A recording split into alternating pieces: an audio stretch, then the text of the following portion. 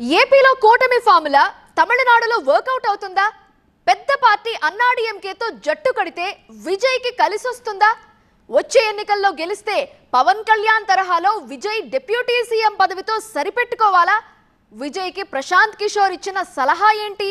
పొరుగింటి పుల్లకూర రుచి అని భావించే తెలుగువారికి పొరుగు రాష్ట్రాల రాజకీయాలు కూడా రుచికరమే. మరీ ముఖ్యంగా సినీ గ్లామర్తో కళకళ్లాడే తమిళ రాజకీయాలంటే తెలుగువారికి ఆసక్తి ఎక్కువే. భాష అర్థం కాకపోయినా అక్కడి రాజకీయ పోకడలు, పొత్తులు, ఎత్తులు నిశితంగా గమనిస్తూనే ఉంటారు. తాజాగా ప్రముఖ నటుడు విజయ్ కూడా రాజకీయ రంగంలోకి దిగడంతో తమిళ రాజకీయాలపై ఆసక్తి మరింత పెరిగిపోయింది.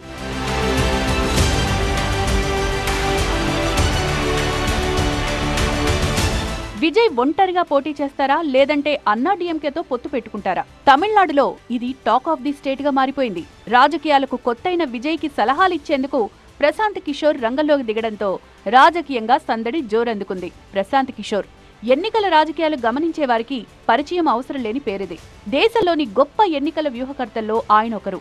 ఎన్నికల్లో విజయం సాధించేలా పక్కా ప్లాన్స్ ఇస్తారని ఈయనకు పెట్టింది పేరు. 2024 లోక్సభ ఎన్నికల్లో బీజేపీ, 2019లో వైసీపీ, 2021లో తమిళనాడులో డీఎంకే విజయం సాధించడం వెనుక ఆయన వ్యూహం ఉందని గట్టి ప్రచారం ఉంది.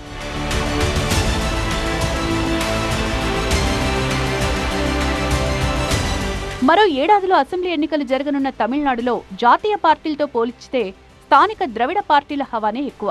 తాజాగా ప్రముఖ నటుడు విజయ్ సీఎం పదవే లక్ష్యంగా తమిళగ వెట్రి కళగం పేరుతో పార్టీ ఏర్పాటు చేసి హడావిడి చేస్తున్నారు. విజయ్కి ప్రత్యేక సలహాదారుగా ప్రశాంత్ కిషోర్ వ్యవహరించనున్నారు. విజయ్, ప్రశాంత్ కిషోర్ గత నెల సమావేశమయ్యారు. చెన్నైలో దాదాపు 3 గంటల పాటు ఇద్దరు అనేక విషయాలపై చర్చించినట్టు తెలుస్తోంది. ఇందులో పొత్తుల విషయం కూడా ప్రస్తావనకొచ్చినట్లు సమాచారం. టీవీకే వార్షికోత్సవంలోనూ స్పెషల్ అట్రాక్షన్ గా ప్రశాంత్ కిషోర్ నిలిచారు. 2021లో డీఎంకేకి ప్రశాంత్ కిషోర్ పనిచేసినప్పుడు ఆ టీంలో కీలక సభ్యుడిగా ఉన్న ఆదవ్ అర్జున్ ప్రస్తుతం విజయ్ పార్టీలో కీలక సభ్యుడిగా ఉన్నారు.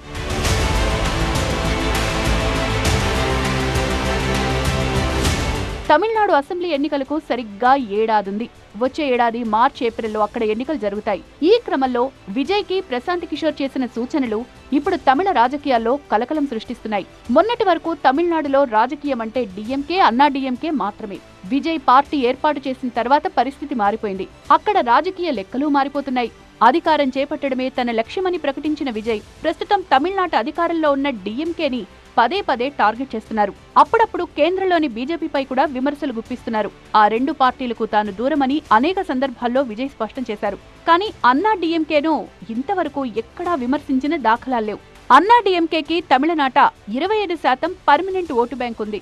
కొత్తగా ఏర్పాటు చేసిన టీవీకేకి 20% ఓట్లొస్తాయని అంచనాలున్నాయి. ఈ క్రమంలో ఆ రెండు పార్టీలు కలిస్తే అధికారంలోకి రావడం ఖాయమనే మాటలు వినిపిస్తున్నాయి. అన్నాడీఎంకేని ఏనాడు ఒక్క మాట కూడా విజయ్ అనకపోవడంతో వచ్చే ఎన్నికల్లో ఆ పార్టీతో పొత్తు పెట్టుకుంటారనే ఊహాగానాలు తమిళనాట జోరందుకున్నాయి. ఆంధ్రప్రదేశ్లో చంద్రబాబు, పవన్ కళ్యాణ్ తరహాలో తమిళనాడులో అన్నాడీఎంకే విజయ్ జట్టు కడితే రాజకీయంగా కలిసొస్తుందని తమిళ రాజకీయ విశ్లేషకులు అంటున్నారు. ప్రశాంత్ కిషోర్ కూడా విజయ్ కి ఈ సూచనే చేశారని తమిళనాట ప్రచారం జరుగుతోంది. కొత్తగా పార్టీ పెట్టినటువంటి విజయ్ ఏ విధంగా అయినా కానీ ముఖ్యమంత్రి కావాలనే కోరికతో పెట్టాడు, కానీ అది ఇప్పుడు అయ్యే పని కాదు. ఎందుకంటే ఆంధ్ర రాష్ట్రంలో పవన్ కళ్యాణ్ని మనం ఎగ్జాంపుల్గా విజయ్కి మనం అనునయించి మాట్లాడచ్చు. 2014లో తెలుగుదేశం బీజేపీ కూటమికి సపోర్ట్ చేశాడు. 2019లో పోటీ చేసి 2 చోట్ల కూడా ఆయన పోటీ చేసి 2 చోట్ల ఓడిపోయాడు. తర్వాత 2024లో ఆంధ్ర రాష్ట్రంలో జరిగినటువంటి ఎన్నికల్లో మహాకూటమిగా ఏర్పడి ఆయన ఉప ముఖ్యమంత్రి అయ్యే స్థాయికి వచ్చేశాడు. విజయ్ కూడా అన్నాడీఎంకే పార్టీతోటి ఆయన అలయన్స్ పెట్టుకుంటే దాదాపు లాస్ట్ 2021లో జరిగినటువంటి ఎన్నికల్లో 33% ఓట్లు వచ్చాయి అన్నాడీఎంకే కూటమికి. దాంతోపాటు జాయిన్ అయితే ఈయన యొక్క ఆకర్షణ, ఈయన యొక్క పార్టీ ఓట్లు జాయిన్ అయితే ఈయన గెలుపొందడానికి ఆస్కారం ఉంది, రాజకీయ అనుభవం కూడా వస్తుంది. కానీ ప్రశాంత్ కిషోర్ మాట మాత్రం వేరేగా ఉంది. తమిళనాడులో మార్పు తీసుకురావాలని విజయ్ ఎంతో నిజాయితీగా ఉన్నారని తెలిపారు. ఈ విషయంలో తన అనుభవాన్ని ఆయన ఉపయోగించదలుచుకున్నారని స్పష్టం చేశారు. పొత్తుల విషయంలో మాత్రం ప్రశాంత్ కిషోర్ చెప్పిన మాట వేరు.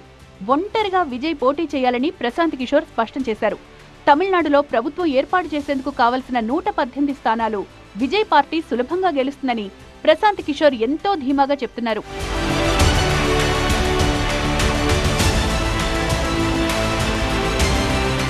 గత నెల జరిగిన పార్టీ సమావేశంలో విజయ్ కూడా ఒంటరి పోరు వైపు మొగ్గు చూపారు.